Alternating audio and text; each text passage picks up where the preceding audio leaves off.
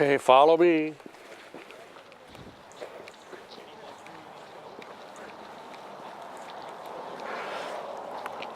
Whenever I do these walks, I usually like to point out this old tree here. It's actually probably get a better look at it. This is a hawthorn. This is called Downy hawthorn, which is Crataegas mollis.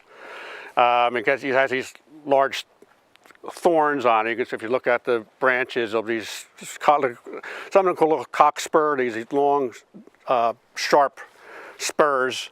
And what's interesting about this one is that it's totally hollow.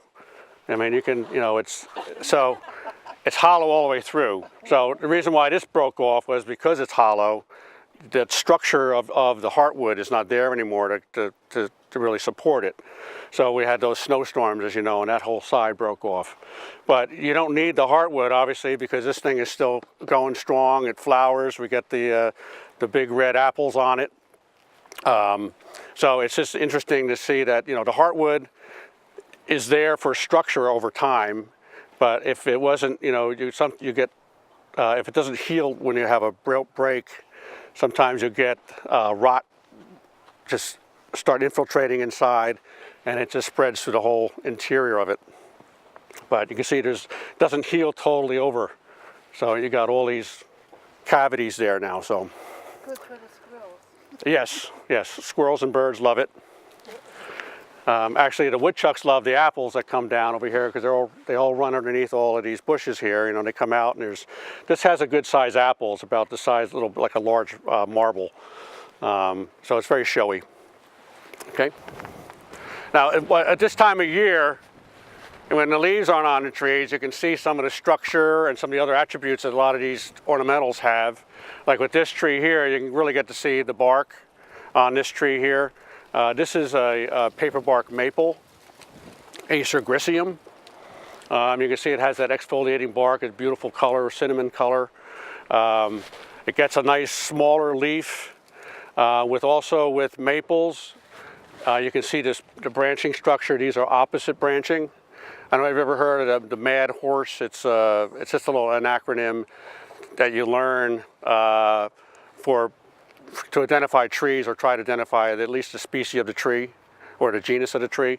So mad horse is an acronym for maples, ashes, dogwood, which would be the mad, and the horse would be a horse chestnut. Okay, so all those plants have opposite branching and opposite buds. Okay, but all the other genus of trees mostly are alternate.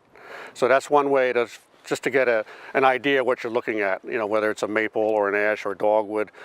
And if it does have the opposite branching, then you know that it's one of those. So it's a way to start narrowing down what you're looking at. Okay, this is a slow-growing tree with, like most maples, has a nice fall color. So this one is, let's see, I moved it from over there back when I started here 30 years ago, and it was maybe, I don't know, half the size. So we have one down at Ringwood Manor, which is a little bit larger than this one, and that was probably there close to 40, 50 years. So it's a nice slow-growing tree if you have a small landscape. I mean, if you're willing to wait, but it's a gorgeous tree. Okay.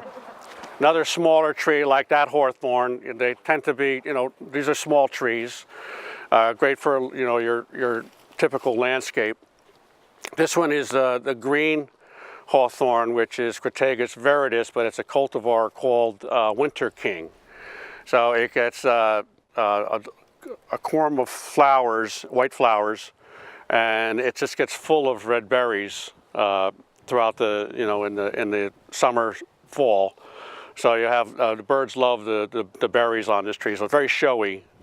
They hang on, the berries will hang on, close into the winter. So, but I noticed this past fall and into the winter, there was a lot of robins and all these birds were out here just picking off all those berries. So, those berries on different trees aren't edible to the birds until later in the season. Is that true with this one? Probably.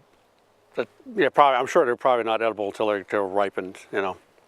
So yeah, probably. So it'd take a little, like usually later. Yeah. And these also have a little, the little spurs on it. Not as bad as you see these sharp. So you gotta be careful when you're playing around with these things. They can bite. So.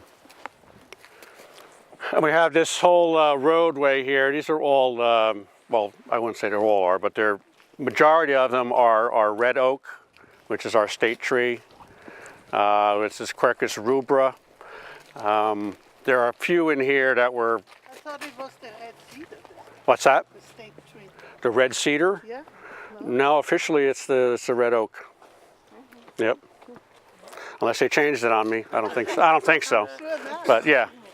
So anyway, there used to be, originally there were maple trees planted this whole alley. This used to be called Maple Avenue, and we still kind of call it that, even though there's no maples on it anymore. They were all taken out because of verticillium wilt, which was a problem with some of the maples, and because we had a whole the same type of plant all the way down, they were basically infecting each tree as they went. So it was probably a good thing anyway, because they mostly were Norway maples, and Norway maples are very invasive with their seed. We have them all over in the woods, and it kind of shades out a lot of the native plants because it has a very large leaf. And it was brought here because it was a nice shade tree, but it was very invasive. So it's probably a good thing we got rid of those. So.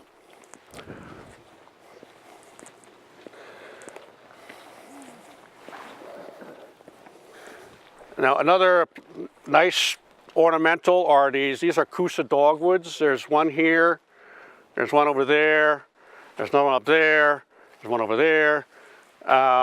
These are old plants. These were planted during Clarence Lewis's time here, the second owner of the original the estate here with this house. They have this beautiful bark that exfoliates. See, these little patches come off, and you kind of get that tan and mottled look to it. These have a different type of. This is a Kousa dogwood, which is our Japanese dogwood. These bloom later than our native Cornus Florida that most people are familiar with. This one has, the buds are totally different on these with the flower buds, and I'll show you the difference. When you look at this kind of comes to a point. Okay, these are all flower buds, and the flowers are on top of the branches. The leaves will come out, start emerging first, and then the flowers later. Whereas on the dogwoods, you don't normally get the flowers first and the leaves on our native dogwood. So this one will bloom later. So you'll have our flowering dogwood native blooming, and then later on the Kousas start kicking in. They have a different berry, a large, kind of like a raspberry looking berry on it, quite large, kind of a dull red color. They're very pulpy. The animals like it, and they'll just dangle off. And some years you get a lot of fruit. Some years you don't. But like squirrels and things like to eat those. Apart from the flowers and the other aspects of the tree, is there any relation to the sycamore because of the bark? No. See, and that's when it comes into the whole classification of plants and there's different families of trees and plants, and that's how the nomenclature is. That's how they can classify plants.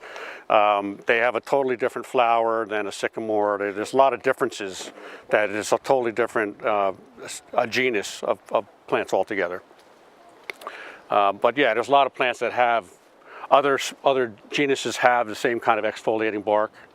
There's Perodia, which looks like, actually the Perodia looks like that, just like this. And if I had time, there's Perodias over in the inner park. I've seen it. Yeah, have you seen them? And it kind of looks like this. And if in the wintertime, you would think it was the same thing, but the buds are different. So that's why you look at all different characteristics of each type of plant. And there's one difference between this one over here, this Kousa. I don't know whether you can notice, but there's one over there. It has kind of a tan or light, I guess, grayish color patchiness on it, whereas this one is more cinnamon color. You can see how the difference in the bark here. See, it's slightly different. So it's different variety? Yeah, this one's called Chinensis. So it's Cornus Kousa Chinensis, because it has that the habit is the same, but you can see the coloration of the bark is different. So the flower buds are the same and all that. And if you were to go to some nurseries, there's a lot of different cultivars out there of Kousa dogwood. You know, I mean, there's, I don't know, it's probably 50 or more different types. And over the years, these nurserymen, they start crossing them and playing around with, you know, tissue culture and all that kind of stuff to make them better, or different colors or larger flowers. You know, it's all different characteristics that they want to bring out and improve upon. So a lot of times you can't, you know, you say, oh, I want to get that particular one. You look in a book and it's hard to find those a lot of times, you know, because not everybody will just, you can't like go to your local nursery and say, I want to get, you know, Cornus Florida Eternal. And they said, well, they either never heard of it, or, you know, where do you get that? So it's just what the availability is and how long it's been introduced into the marketplace. So there's two Cornus Florida. These are our native dogwoods here. You see the bark habit is pretty much different altogether. It doesn't exfoliate like Kousa dogwoods. They don't get quite as large either. There's another Florida right there, Cornus Florida. The flower buds are different. They're kind of flattened, the flower buds. They kind of look like somebody, you know, you mushed them down flat, so they're rounded and flat. All right, and again, they bloom earlier before the leaves come out. And they have bracts instead of those white petals you're seeing are actually not. They're actually not part of the flower. They're called bracts, which is a modified leaf, and that the actual flower is in the center. The yellow portion of it, that's the actual flower. So there's many plants that have bracts, like hydrangeas have bracts, and the small little flowers you see in the center is the actual flower. I'm sorry? Poinsettia. Poinsettias, yeah, there's a lot of plants like that that have bracts that are modified to actually make it more attractive to insects to come and help pollinate. You said this one's Cornus. And so this is Cornus Florida, and there's also many cultivars of the Cornus Florida as well. Okay, they have variegated leaves. There's different variations in the colors from pink to red to white. There's weepers. You know, there's lots of different varieties of them, or cultivars out there. A couple of nice things also here. Cherry trees. Actually, I think they're finally blooming in Washington, D.C. And I guess today was supposed to be the festival in Newark with the Branch Brook Park, and everything's kind of put on hold because of the cold. So, and yeah, these would have been blooming by now. This is a weeping cherry. This is Prunus Subhirtella Pendula, and it's called a Higgin cherry. It's not a grafted cherry. You can see the size they get. We have many of them throughout the gardens here. Usually the grafted varieties don't get quite as large. So this one is actually, you know, if they can grow this from seed. There's a double flowering one, which you see a lot now in the nursery business, that they're actually grafted because there's a double flower on that. Okay, if they were just to grow from seed, you wouldn't normally see that, because we find these growing in the woods around here. All right, they do get a little berry on them. They're not showy at all. They're just kind of just a green color. And then the birds will eat, and then you'll normally find them, you know, growing in the woods. They volunteer around. That's a beautiful pink, pale pink flowers in the spring. So hopefully in the next 2 weeks, you should be seeing these in flower. Okay, right here we got a couple different, we have 3 different types of beech trees actually through here. These are European beeches. This one is a fastigiate form, which is upright, and you can see they have their buds are very long and slender and smooth. This is a European beech. They have that smooth gray bark. The leaves on this tree, typically for European beeches, the leaves are rounded, like, you know, right here, and they usually have a little bit of little serrations on it, and also the little hairs. Okay, there is also the American beech, which is the Fagus grandiflora, which is native to this area here, which exhibits the same type of bark, but the leaves are more narrow.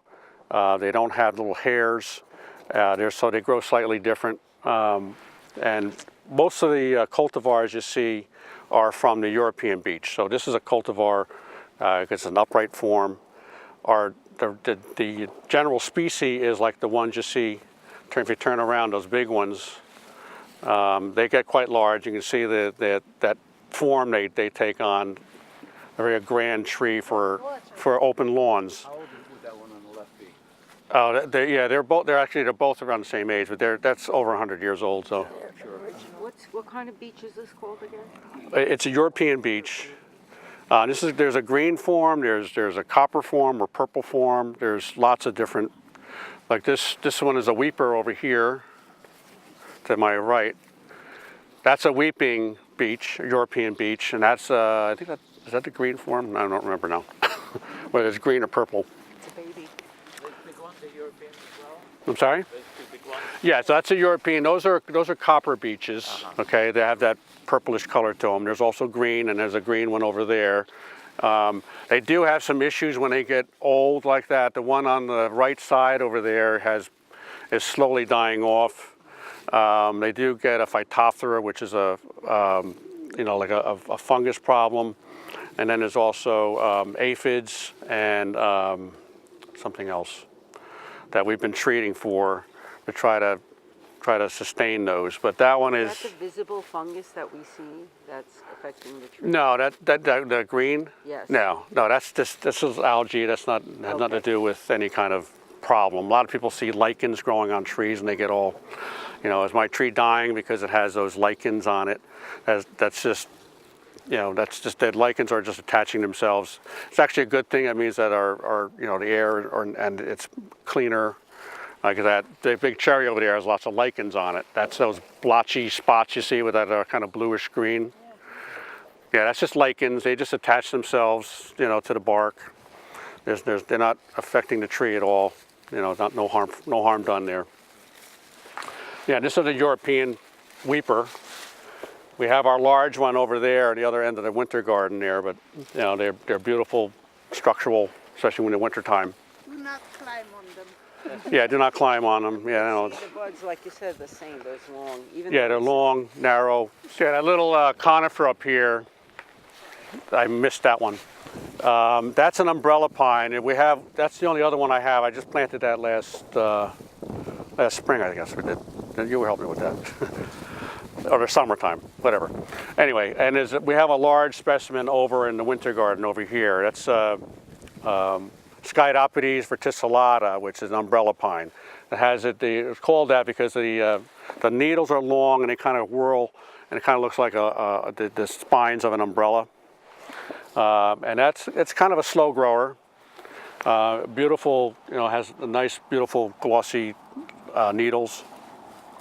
And our larger one is over here in this other section over in the winter garden here.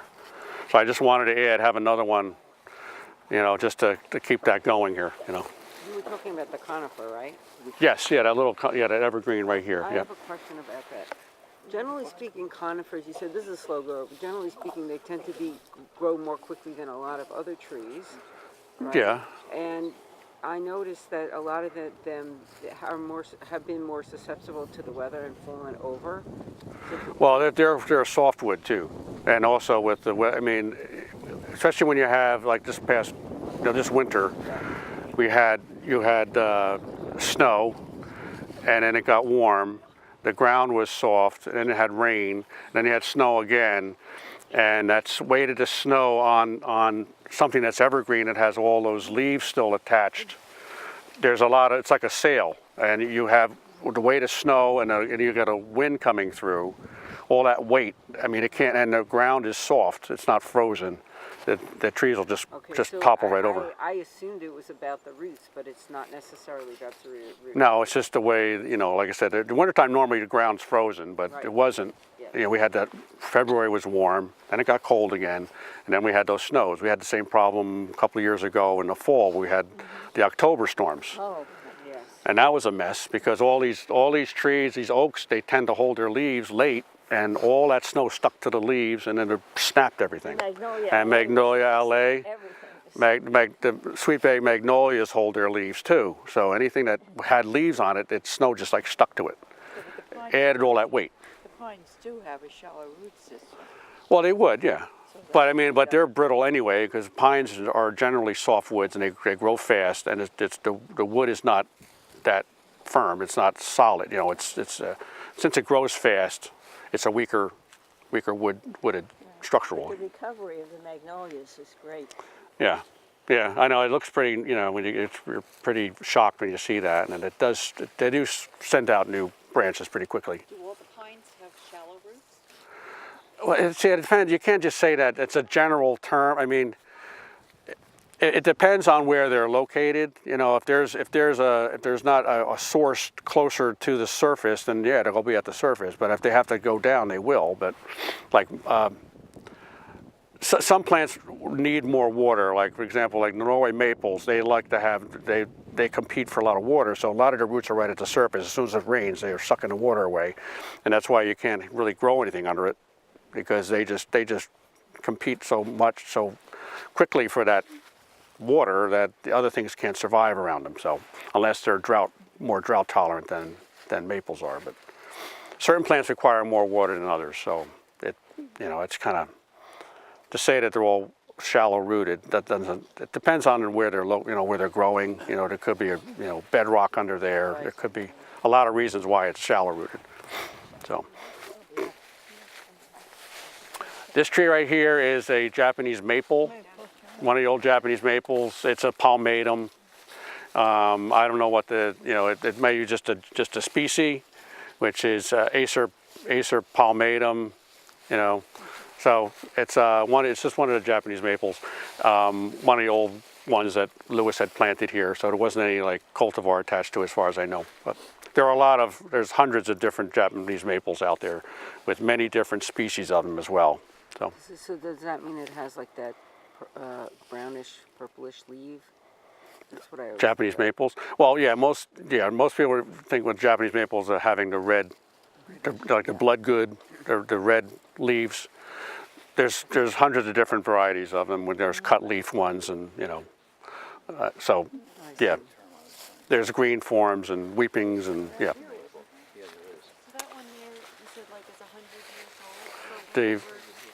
Did they kind of clear cut and then they'd see some trees that were nice specimen trees and leave them, or they just planted everything? Oh no, these were all planted here. Yeah, yeah. This used to be like a farmland, and this was all replanted. Yeah. Speaking of cutleaf, wasn't there a cutleaf maple, the one with very thin leaves, multicolored in the fall? Yeah, Japanese maple. Yes. There's one over here. Yeah, that's all Japanese maples. Yeah, yeah. This tree right here we're standing around, this is our name for Skylands. This is an Oriental spruce, Picea Orientalis Skylands. The original plant is up behind the pump house up in this direction up here. So it's been patented, I would say, through, so it's been, this one is called Skylands. And it's readily available now in the market. In the last 30 years, it's been, they've been able to, propagate. What they normally do is they'll snip tips off and they'll graft it, and you'll get, they're out there readily in the market now. So you're saying it was created here? Yeah, well, the original plant was found. It was planted here, and then they noticed that it was exhibiting this golden color to it when it was in a sunny location. So, then that became a favorable thing. So, other nurserymen wanted to have it, and so they propagated that to continue that particular attribute of that tree. Beautiful. Yeah. So if you were to plant this in a shady location, that golden color tends to disappear. Because I put one in the back here, and it's kind of shady there, and it's like it just looks green. Okay, so it needs to have some full sun to exhibit that golden color. And I kind of put it here because the backdrop this is a copper beech back here. So you have that copper color in the summer, during the summer and spring, and the fall, and you have this golden in front of it. It kind of really pops, Yeah, this year this thing is really showing its pink.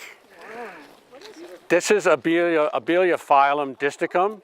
But yeah, normally, I don't know whether it's because it was cold, it really popping the pink purple. And this is as they're opening, and it does have a fragrance.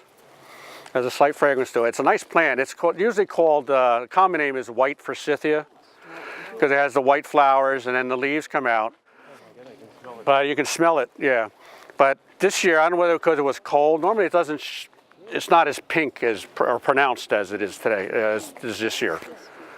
Because it usually just, it's pink for a little bit and then it turns white. But I think it kind of was slowed down with the cold. It hasn't really opened up fully yet, but the fragrance is there. You said Abelia?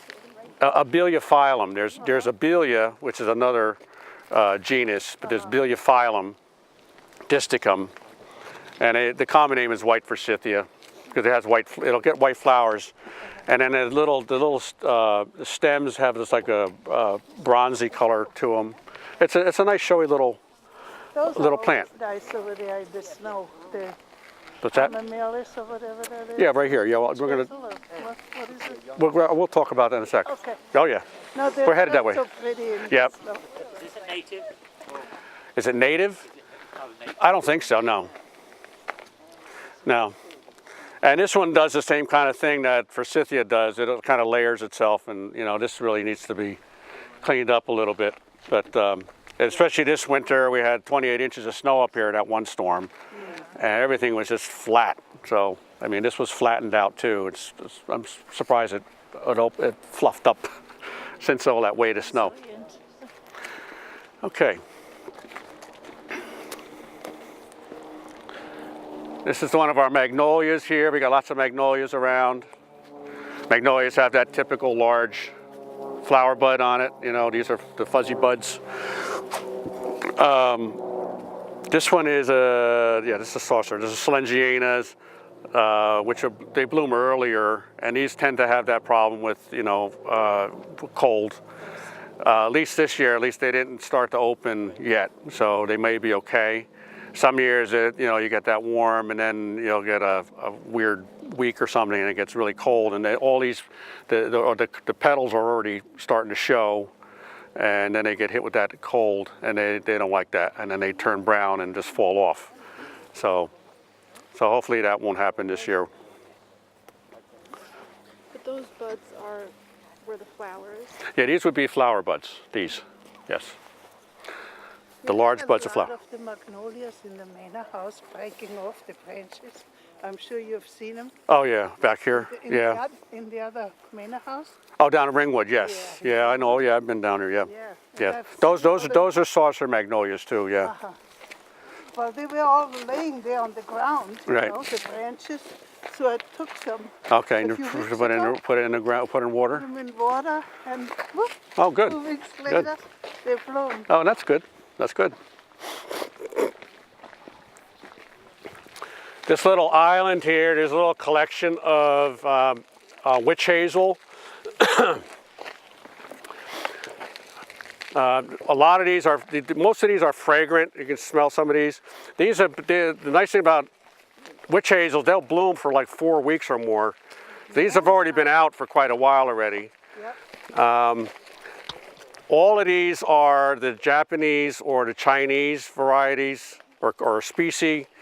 And they also did crosses between the Japanese and the Chinese, which is called intermedia. So a lot of these are really Hamamelis intermedia, which is they're hybrids. So they were crossed to get either a more vibrant leaf flower color or fragrance, or trying to change the color a little bit, because you get ranges from the bright yellow to like a red and anything in between. And there's a couple new ones out that kind of have more of a purplish look to them, because they're playing around with just trying to find they experiment a lot with that, and whatever seedlings they get from that and they let them grow on, they may find something new, either a new flower color or something, or it exhibits more fragrance.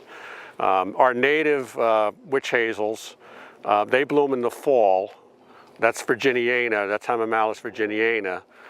They just have a pale yellow flower on it. But all the other ones normally would be the Japanese or the Chinese or intermedia, which will bloom in late winter. Okay, and that's what we have here. They smell like cinnamon. Yeah, there's a lot of different ones. They most have like a cinnamon smell. Yep, yep. I'm sorry? Those evergreens, they just always sweet. Oh, in here, yeah, the evergreens that are growing in that little bed there, those are Omorica, which is a Serbian spruce. You kind of see they're green, but the tips have like a bluish cast to them. So that's the Serbian or Picea omorica. These are large ash trees. There was a line of ash. There's a white ash, which is Fraxinus americana. I'm sure you've heard about the emerald ash borer. Everybody's, These are holding up. Huh? These are holding up. Okay. Well, they haven't really been found here yet, but they're all saying that it's going to happen. Time, yeah. I mean, these are older trees, and they have other issues too. They've been slowly dying back with. There's another virus called ash yellows that affects some of the older trees, which I think we have some of that here.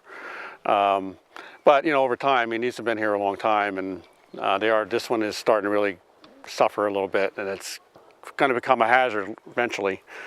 So yeah, at some point in time, they're going to have to be removed. And what they're doing around with the state is they're removing a lot of them that are near roadways or anywhere it's going to might be a hazard to people or property. And that's nationwide.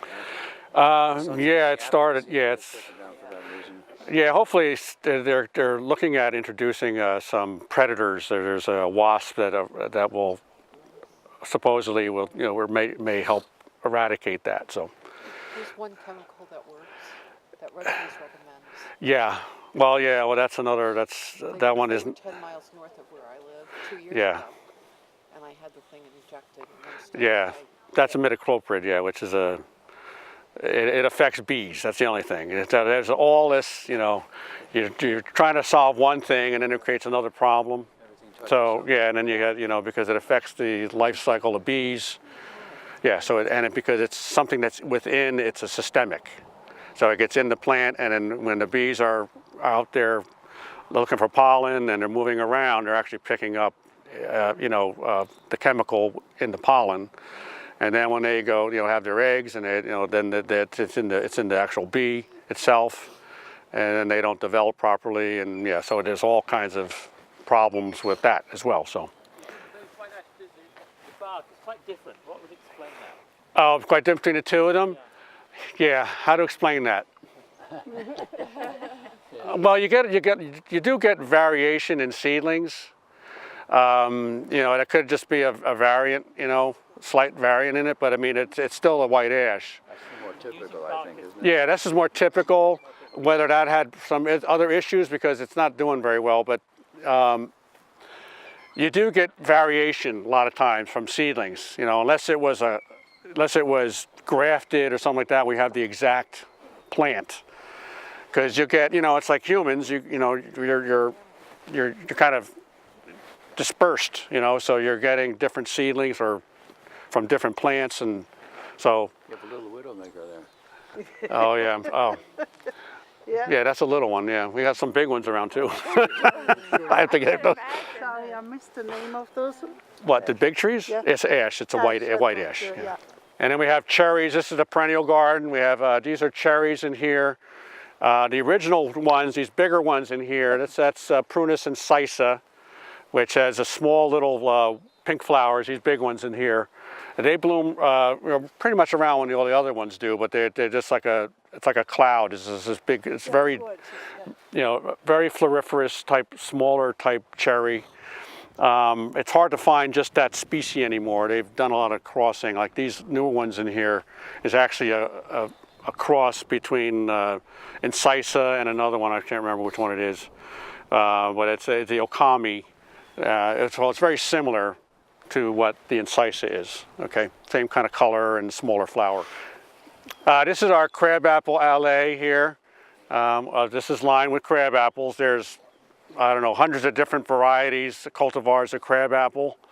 The original ones that were out here from the Lewis period were Malus atrosanguinea, which is a carmine crabapple, and he chose that plant because it was a smaller statured tree with vibrant red flowers.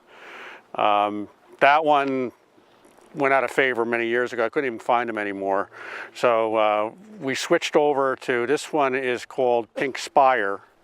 So it's more upright, it doesn't grow very wide, and it has the pink flowers like you would have had from the carmine crabapple that were originally here.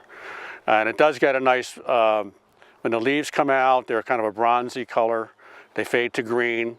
You get the pink flowers, and then you get a showy fruit besides that. So, over the years with all these, hybridizing and all of that, they improve upon the flowering, the fruiting, the ornamental attributes of crab apples, and they also want to breed out susceptibility to powdery mildew or any of the diseases or things that will affect crab apples.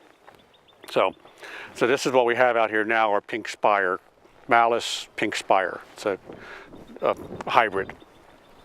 This is an ash too.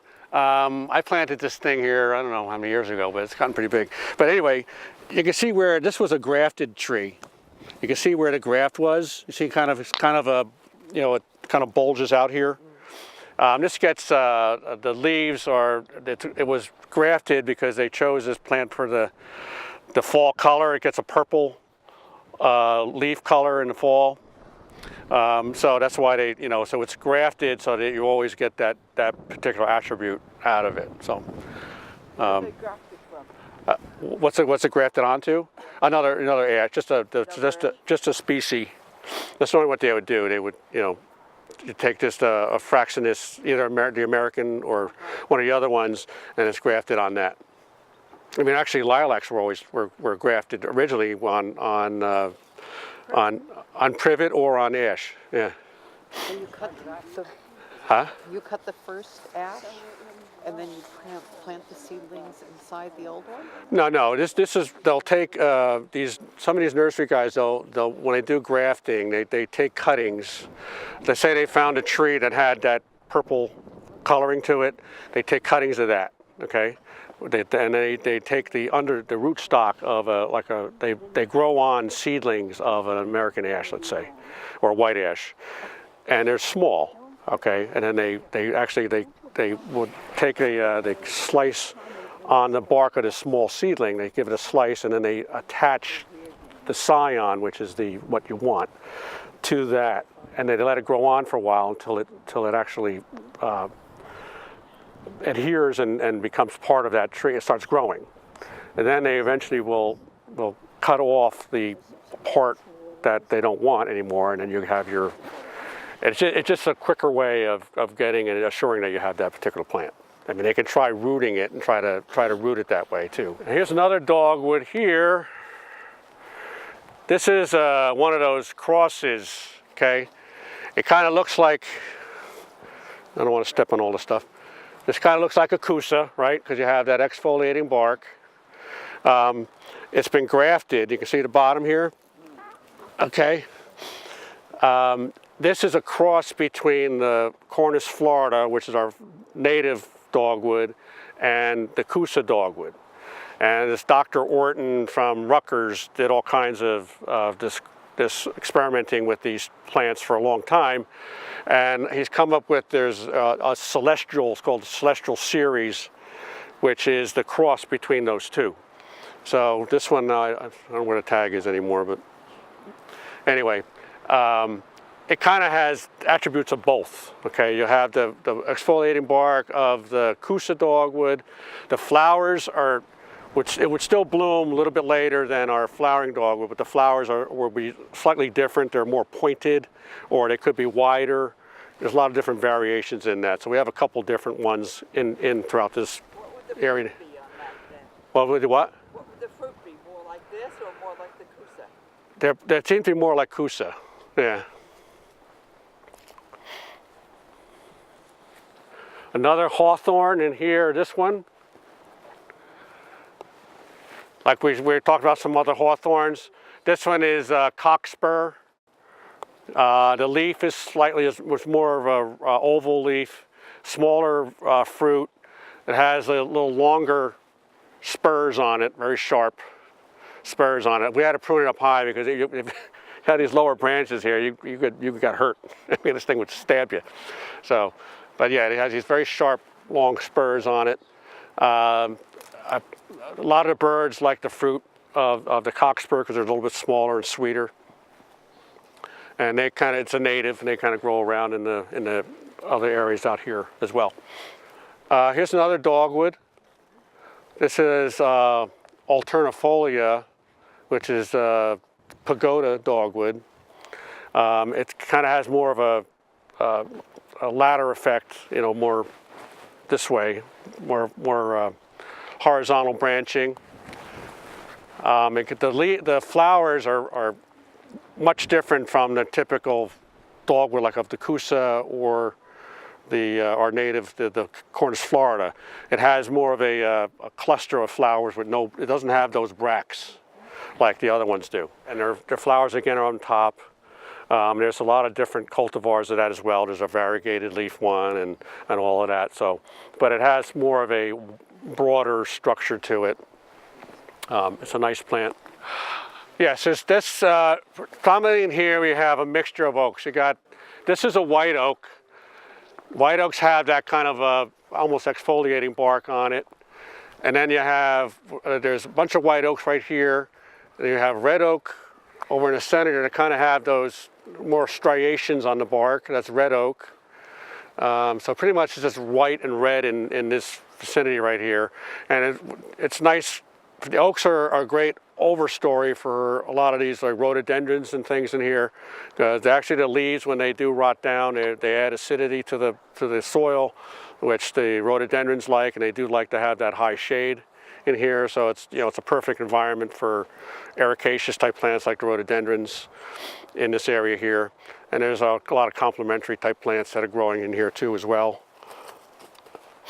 We have a lot of hellebores all popping up through here. They should have, you know, we should have cleaned them up a little bit, but it's still, you know, it's. What is it? These are hellebores. These. See right here, they're coming up, and there's some that are starting to flower. Lenten rose, they call them something Lenten rose. There's a lot of leaf litter in here still, but yeah, here's another one of the. Here's another one of the. Yeah, that's got to be changed. Yeah, that's not good. See, we put these tags on some things, and if you don't check them. It was wired on there, and now it's girdling this branch, so I got to get that cut off. But it's Cornus. I noticed it now. Yeah. This rut Dan is rut stands for Rutgers, and I don't know what the Dan is, but the celestial this one's called Galaxy. There's one's called Venus, and there's a couple different ones. But you can see there's the graft again. And also, this is from the birds, the sapsuckers. You can see they've been doing their thing, going after the sap on the trees. What's this? That's an ash. That's another ash. I can't never remember the ash. Yeah, that's typical of the ash tree, that type of bark. This tree right here, this is Nyssa Sylvatica, which is the black gum. It's a native. And I used to have nursery guys come here. They were looking for the weeping Nyssa Sylvatica. And this is actually not the one, but it looks as though it could have been. But I did find one, but it was a small one. It was all covered in vines and everything in the inner park. But they heard that there was a weeper here, and it looks as though it could have been, because the branches tend to go down on this one. I'm not positive on it. There was no records of it. But I did find one that was tagged, but it was a small one like I said, in the inner park. That was probably planted, probably in the 70s or something. Anyway, this is a native, and mostly in the woodland areas, they'll look more upright. This one's been out kind of it has an opening here, wide open here. It has a beautiful fall color. There's a couple cultivars out there of Nissus sylvatica. One there is a weeper. There is one that's more contorted, and there's a vestigiate variety. But it has a nice smooth leaf and a great fall color. Okay. Here's another Skylands right here. The Picea Orientalis. And you can see on this side of it, Now you can really see how golden it is. you can see on this side it's not as golden because it's got the shade from these trees over here. If you walk around the other side, it gets that sunlight. So Dark here, down here looks darker, and then you can see it. right on the tips, yeah. But on this side here, you don't see that as pronounced. And this other small shrub here, this is well, it's not small. This guy here, it looks like a holly. This is Mahonia Bealei, and these are flowers that are going to come up. They're kind of starting, they're starting to expand a little bit. I mean, gorgeous. The smell is great. It smells like lily of the valley. I mean, it's very, very, very pleasant smelling. Yeah, you can see some of the yellow starting to show up, and it'll get these grape kind of berries on it. They're bluish berries. Is that relatively uncommon? Uncommon? No, it's available. It's a very coarse kind of a plant. I mean, it's got these sharp leaves. The deer don't eat it or anything. Yeah, the deer don't like it. But it's a nice. Yeah, I mean, if you have the room for it, it's kind of a coarse. It's kind of a hard plant to put in a landscape. But it's a low sun shade plant. It can be. Yeah, it'll grow. Yeah, it'll take the shade pretty well. By the way, we're in there. This is the used to be called the moraine garden. Because this area over here had these, you see all the rocks. This was was created to try to mimic a scree, or what remains from the glaciers moving through. They would leave behind a lot of gravelly soil, and there would still be water. The glaciers would be melting, so you'd have water flowing underneath, kind of thing, with the gravel on top. So certain plants like that kind of habitat. So Lewis had these tanks put in. They're actually tanks that are in the ground, made like walled, and then there was piped water to it. And then he would plant the moraine type plants on top. So it's a very gravelly, sandy type of a medium in here. And it went down this direction here. That's long since, the piping and everything rotted and everything. It's not workable anymore. So we have some of the original plantings here, and then it's kind of more like a rock garden with there was a lot of heathers and heaths in here, back in the 70s and 80s. And a lot of them kind of died out over time. So it's kind of more or less a rock garden with a lot of dwarf type conifers and perennials, things like that in here. I added this. This was named for Clarence Lewis. This is a Canadian hemlock.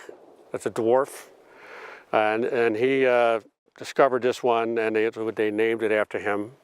So I found one in a nursery, and I was able to get one here and put it back in here. So I put it in here because it's fenced in, because the deer do like to nibble on Canadian hemlock. So I wanted to find a place that I didn't have to worry about it getting eaten all the time. So. Where's the dove tree? Oh, it's right back up here, and unfortunately, it's not doing well. Needs more sun? No, I don't know what happened. I mean, we had the one year I planted the dove tree, and it bloomed one year, and right after that, I had enough. I put all the flowers out, and then it suckered back, and it's right up here in that other bed there, and it's not.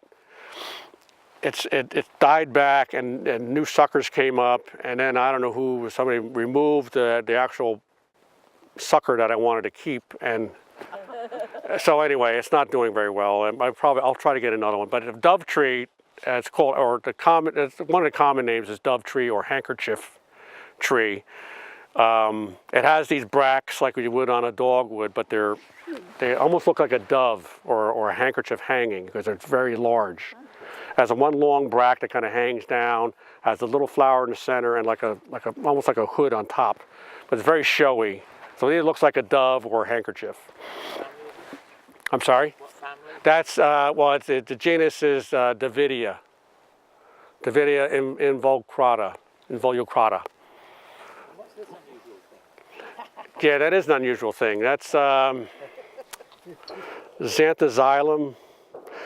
I think it's called toothache tree.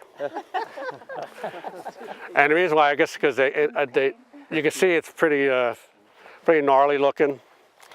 It sometimes dies back depending on the winter, but you can see these nasty little, it's interesting. It gets clusters of berries on it that are like orangey red, and it has a little small little pinnate leaves, like a stem with a bunch of leaves on it, like you would see on like a honey locust or something like that. And it does tend to sucker a little bit. Yeah, it's not easy to find anyway. You see the clusters of berries still hanging in there that were left. It's kind of an odd, thing. I don't think you really want to have that in your yard or something, but. So I presume it's not native. No, it's not native, no. No.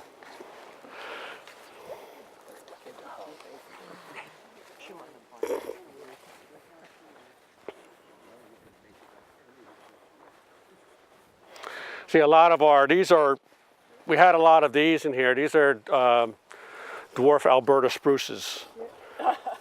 Yeah, a dwarf Alberta spruce, which is a white spruce. It's Picea glauca, which is a white spruce. And it was one of those witches' brooms that were discovered, many years ago. And the cuttings of it, and it became one of the standard plants that they used a lot because it was nice, dwarf, small, short, slow-growing evergreen that would be perfect for a landscape. And there's a lot of them in here they're all starting to really die back. Like there's one there too, and a couple we had removed already. They do get problems with spider mite, which is a tiny little bug that wouldn't even know it's there until you start seeing the needles start turning like a brown color. All right, so that's part of the things. There could be some with old age or with droughts and things like that. So, How old is this one, do you think? God, yeah, probably, yeah.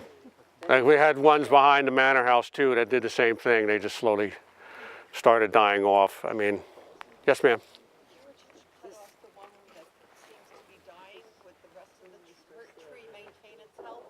Well, I mean, when any of these kind of things we removed a lot of these branches off of here. I mean, it gets to the point where it doesn't look like much of anything anymore, and it's just not, they age out. Yeah, I mean, nothing lives forever. Well, that's one thing that's, I mean, it's really, that's a good thing to age out. That is,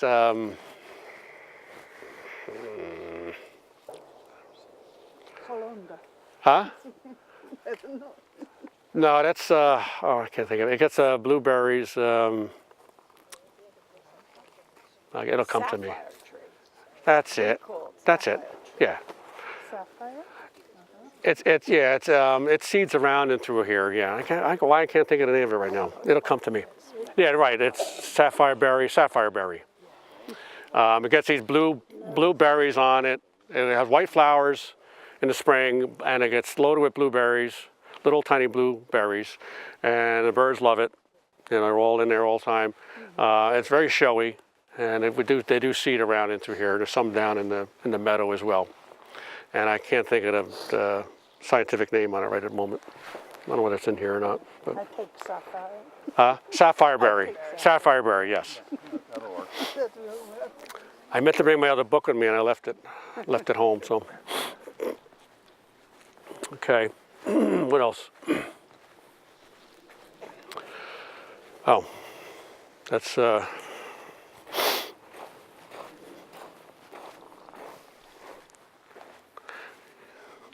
this is one of our. This is the only one we have right now. This one is Franklinia,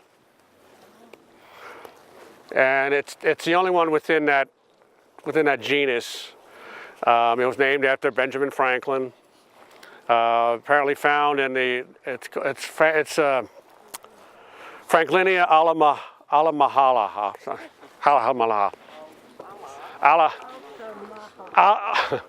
Altamaha.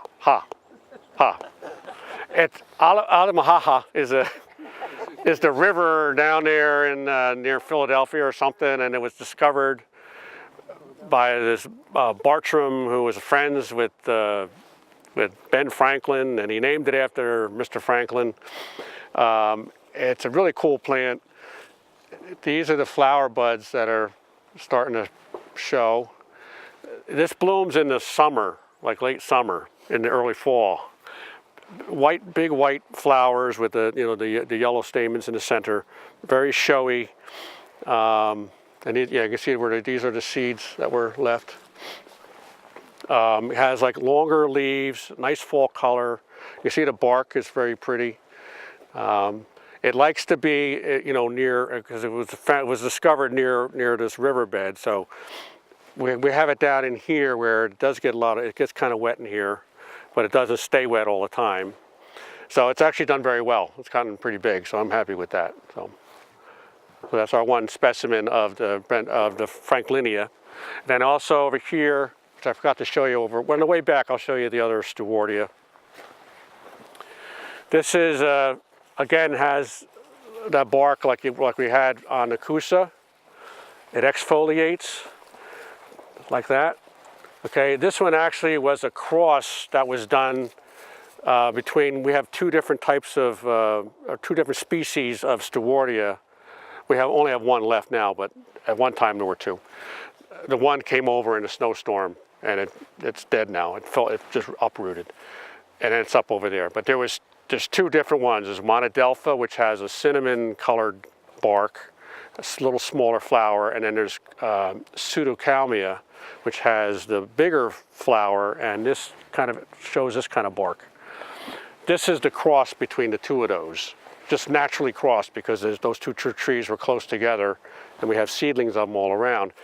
And this was called Henryi, and it's kind of got attributes of both. I don't think it's that great. I mean, it does flower. The flowers are small, and the bark is nice. It's not bad, but it's just a cross between the two of those. So this is a Stewartia Henryi. It's one of our birches. This is a weeping. All right, I could show that birch too. Keep thinking there's a lot of birches. There's a 3-trunk tree up there, right up there. And you can see the exfoliating bark that's kind of papery. That's a river birch. It's a variety called Heritage because it has that brownish or tan undercoat when it peels off. So that's a river birch, which is Betula nigra. Okay, and they'll grow in wet areas as well. And we have some old specimens that are not. That one again is a cultivar called Heritage. And there's another one down in our bog area, which we'll probably walk by. And then we have this one here. This is also a river birch. This is a weeping form of river birch. Okay, so this is Betula nigra pendula. Okay. And then there's other cultivars. There's one that's a variegated leaf one, which is Shiloh's Splash or something. So yeah, there's a lot of different cultivars around. Yeah, cultivars is something that was either created or developed or Could be a hybrid. hybrids or whatever like that. Yeah. So because when they name them, they'll have your genus, species. And then if you see another word after that, it's usually in quotations or they have that'll be a cultivar. And then sometimes you'll see like Hamamelis, for instance, like I mentioned, those crosses between the Japanese and the Chinese. They'll have Hamamelis, which is your genus, okay, and then they'll have an X intermedia, which means that there was a cross. They actually crossed two different species to get the intermedia. Yeah, so it gets a little confusing sometimes. And then after that, they may have another word in quotations, which is probably it indicates the color of the, some guy named it after his wife or something, whatever. They have put names after that. So you have species, and then you have a cultivar, and you may have sub-cultivar, and yeah. So, and also we have other dogwoods. There's that little, you see the red twig over there. That's another type of dogwood. In wintertime, it's best for those types of dogwoods. They're the shrub dogwoods. The stolonifera, there's rhodosias. So there's the yellow twigs, red twigs. So it's nice and showy during the wintertime. So you may want to plant something like that if you like that winter interest, And they like to be they'll grow very well in like wetter areas as well too. Oh, the lesser celandine is there too. Yeah. It's all through in here. Yeah. You have to be careful though. The lesser celandine, and you have the marsh marigold, which kind of looks like it, but it's bigger. The leaves are bigger, and we also have the primrose coming up in here. The candelabra primrose. Yeah, they get huge back here. Yeah, this is all lesser celandine. Yeah, we're doing the wildflower. That's wrong. It's wrong? That's wrong. Well, one of my guys, he just got confused. And I see it every once in a while, and I say, I got to take that off of there, and I never get around to it. Well, that and that other thing that pinched, that core. Yeah, well, I just don't have enough help anymore to do that stuff. Are you a park ranger? No, they don't really have. I mean, park rangers used to be I'm just looking at your badge. Well, no, I work for the state. I oversee the gardens here. I've been here for 30 years. Oh. But we don't. Yeah, I mean, the national parks have they're all called rangers. They're this whole different system. So your focus is this park. Yeah, pretty much. Yep. This is what I was talking about. Yeah, this is like right now. It's all nice and cleaned out because of all the snow and everything. You have another. This is the ball cypress again. Wow, this is interesting. And where it's really wet, you get all these what they call knees popping up, and it's an adaptation so that the roots can still breathe, and they're not submerged in water. So it's a way for them to survive in a very wet area. This tree will grow in a dry area as well, but you won't see the knees. So.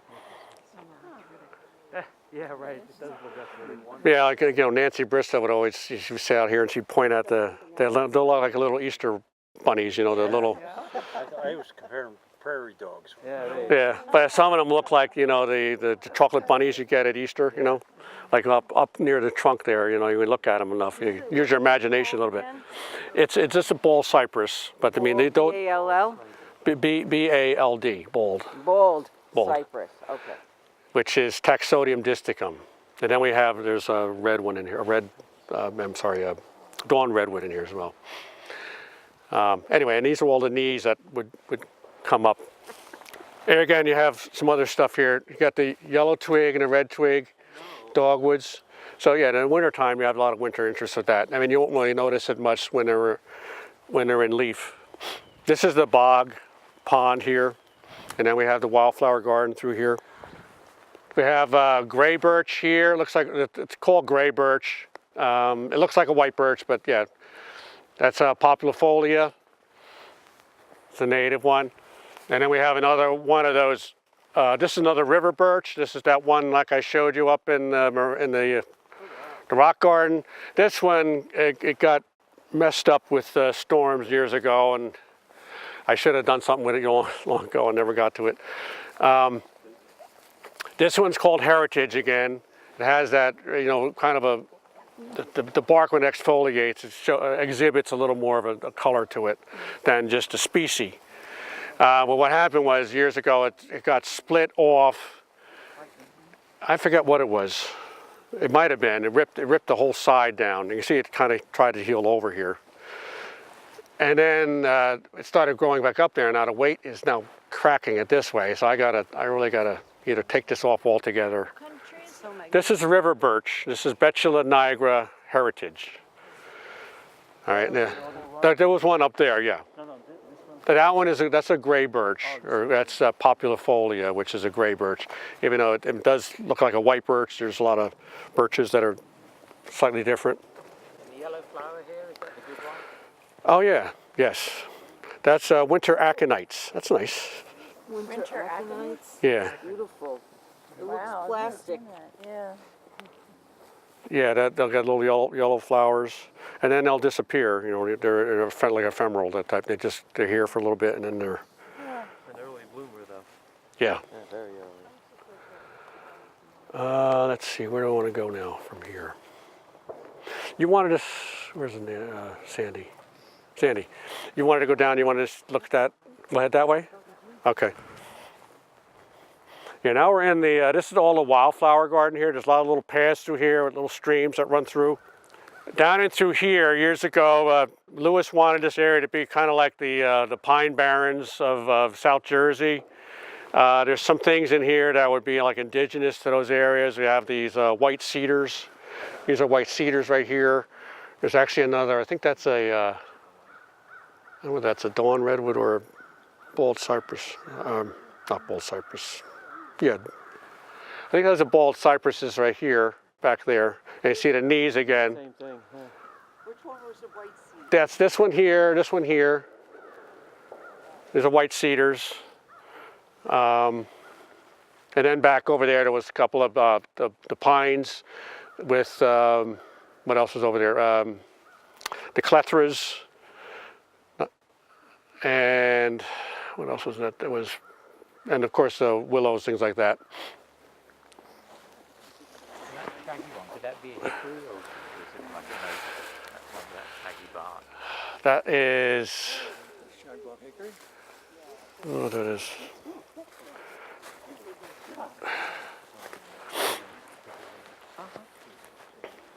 Yeah, that's a hickory, yeah.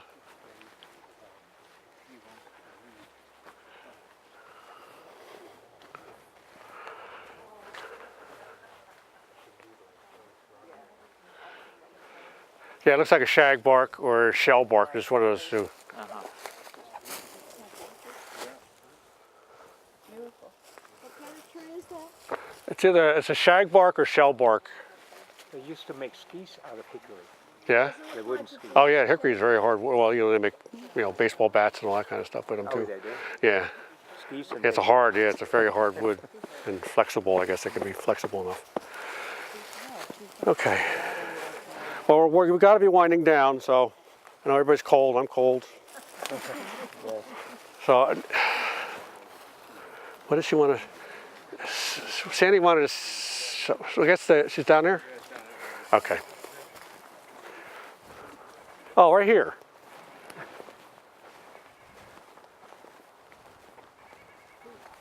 That is weird. So, see this tree here? Years ago, one of those storms, it uprooted and fell this way. You can see the log is still laying there. Just be careful where you're walking. There's a lot of just ferns like in this area. And it was uprooted and it was standing on like this, at a right angle. Yeah. And Sandy, she went down here and said, how did it get, it just fell over on its own. Oh. I guess with a lot of the rain. See, there's a little bridge here. It washed it away enough underneath that it finally, the weight of it just dropped it. Yeah, just got to be careful with the plants. Because when he said it, I moved on the rock. Okay, all right, that's okay. So yeah, it just decided to fall back down again. I guess with all that, there's top weight there and it washing out underneath. Because sometimes this water will actually find its way through that other stream. So it probably was just from the, because I don't think anybody just pushed it over. Surprised it didn't dam the whole thing up. Yeah. Well, that's where the position of it was pretty close to that anyway, where it was, Sure, originally. It fell back into the same spot. It fell back into the same spot. How about that? But was it dead when they cut it, or Was it what? just too compromised? What's that? Was the tree dead? No, the tree was live, but the way it was growing with storms, we had those hurricanes. So you The cut it. top heavy, no, it fell over, and I had to cut it because it was blocking the path and all that. So, Okay. and it wouldn't survive that way anyway. So, okay. And this was all developed by, when Mr. Lewis was, or maybe before that even. You can see these little bridges were made, all natural stone. I can imagine them trying to find these big rocks to make these bridges. So this was a planned little garden area underneath all these white pines. Huh? Well, I don't know whether they're all placed, but I mean certainly these streams and things were put in with the bridges. Because you can see this is at the bottom of the mountain here. A huge boulder in the moraine garden. Yeah. I presume that's natural. I would assume so. I don't know how they would have moved it otherwise. Tell people you moved it. Yeah, that's true. Yeah. What is the number of variety of trees in here? Do you have it? Oh. Yeah, I probably have a list somewhere, but I don't know exactly. This thing here, see, look at the. That's amazing. We should looking at that. Yeah. The pileated woodpeckers are loving it. Yeah. No, woodpeckers. Yeah, you can see the pileated woodpeckers, they make these big holes in it, yeah. And then because they're inside there, They're looking for the insects. they're in the heartwood, they can hear them in there and they peck through when they find the little grubs that are in there. And the tree is Still indoors. alive. Well, yeah, I mean, it's weakening the tree a lot, so. Because it's surrounded by a lot of other trees, that's probably why it's still standing. I mean, I probably should really think about taking it down, but I don't know, it's kind of cool actually. But yes? Could you show me the difference between the silky dogwood and the gray dogwood? A silky dogwood and a gray, well, You know, when you get to it. okay. Well, there's a lot of gray dogwood in here.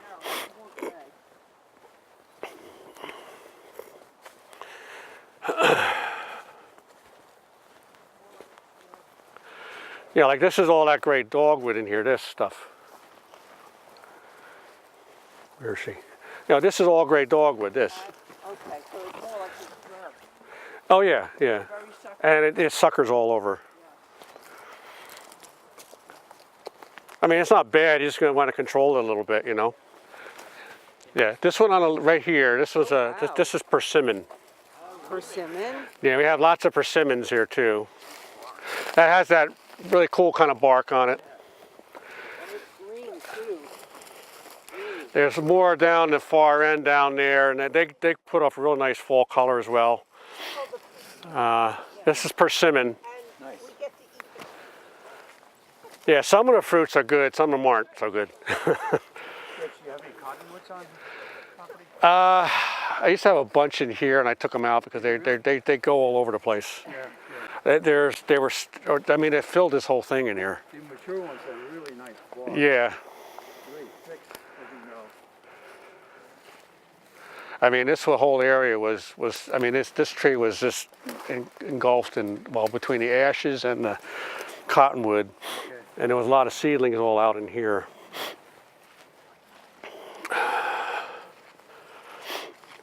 Ugh. Yeah, I had to dig this out and put this in. It got all the roots from the bald cypress went up the pipe. The pipe was way down there, and it was just chock full. There's a pipe there, which feeds from this, which feeds from all the stuff that comes down here, and it was flooding in there because there was nowhere to go.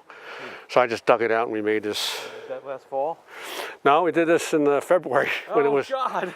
when it was nice out. This way. We're going to cut through here.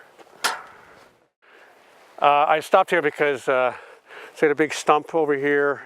When I talked about that Stewartia, that was the Henryi. Okay, these little ones that are growing up around, those are the Henryi, they're crosses. That one was the Pseudocalmia. There was a big one here that filled this whole void here. Had that nice mottled bark on it. And then the tree on the outside there, it has that cinnamony color.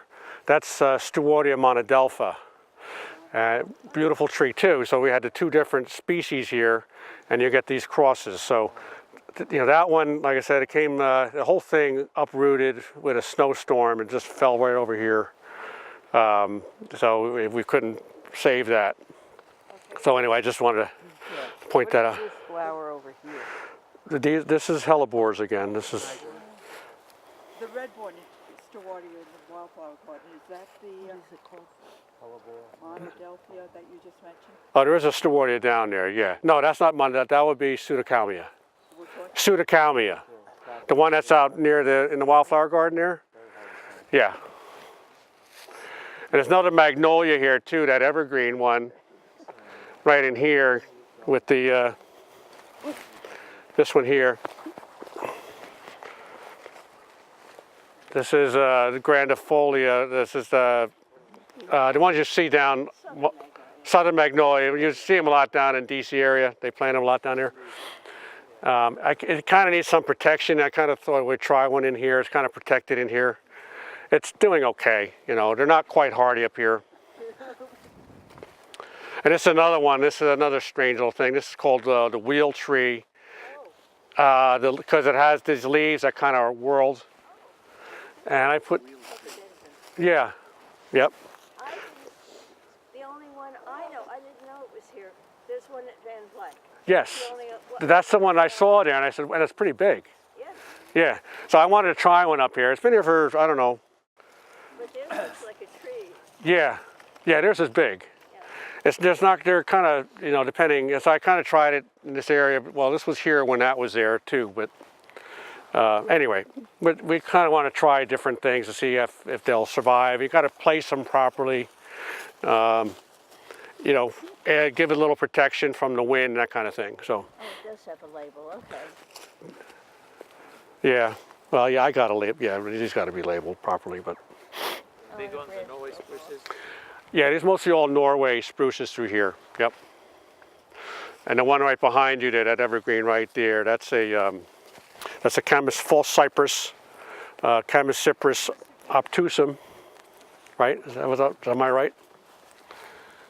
Yeah, obtusa. Okay. Yeah. Nice. But the deer like these too. So, you know, if you want to keep it in an area, well, here I just don't. They have to be fenced in otherwise. So the deer will eat this. But yeah, it's a nice dwarf. It's a beautiful plant. Oh. Oh no, good. All right. Are we Thank done? you. We're done, officially done. Okay, thank you very much. All right, you're welcome. Nice group.